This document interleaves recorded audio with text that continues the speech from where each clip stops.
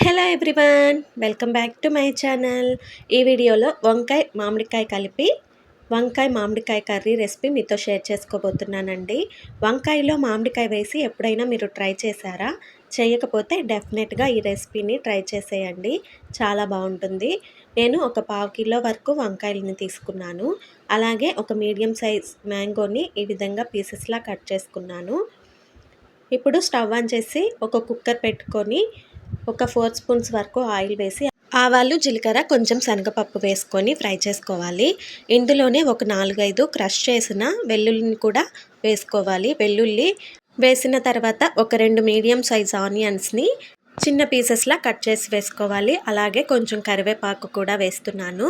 ఇప్పుడు ఈ ఆనియన్స్ని ఒక 1 మినిట్ వరకు బాగా వేయించుకున్న తర్వాత ఇందులోనే 2 మీడియం సైజ్ టొమాటోస్ని కూడా కట్ చేసి వేసేస్తున్నా.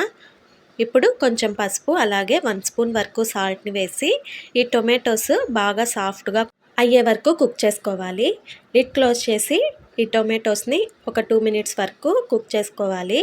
మామిడికాయ కాంబినేషన్తో ఈ వంకాయ కర్రీ చాలా బాగుంటుందండి. డిఫరెంట్గా వంకాయతో ఏమన్నా ట్రై చేయాలనుకుంటే ఈ రెసిపీ మాత్రం పక్కా ట్రై చేయండి, చాలా బాగుంటుంది. చూసారా, టొమాటోస్ కుక్ అయిపోయాయి కదా.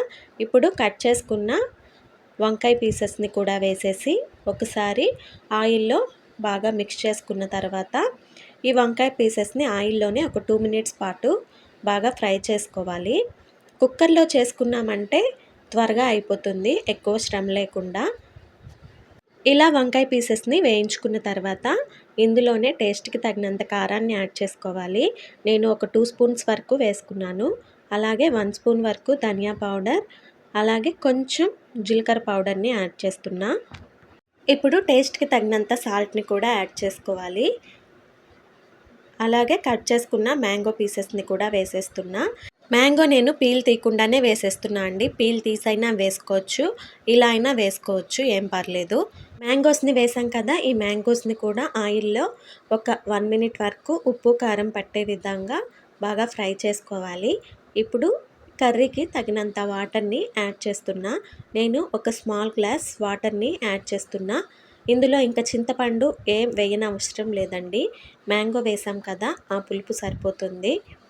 ఇలా ఒక స్మాల్ గ్లాస్ వాటర్ని యాడ్ చేసుకున్న తర్వాత మళ్ళీ ఒకసారి టేస్ట్ చూసుకొని కారం, ఉప్పు ఏమైనా సరిపోకపోతే అడ్జస్ట్ చేసుకొని కుక్కర్ లిడ్ క్లోజ్ చేసేయాలి.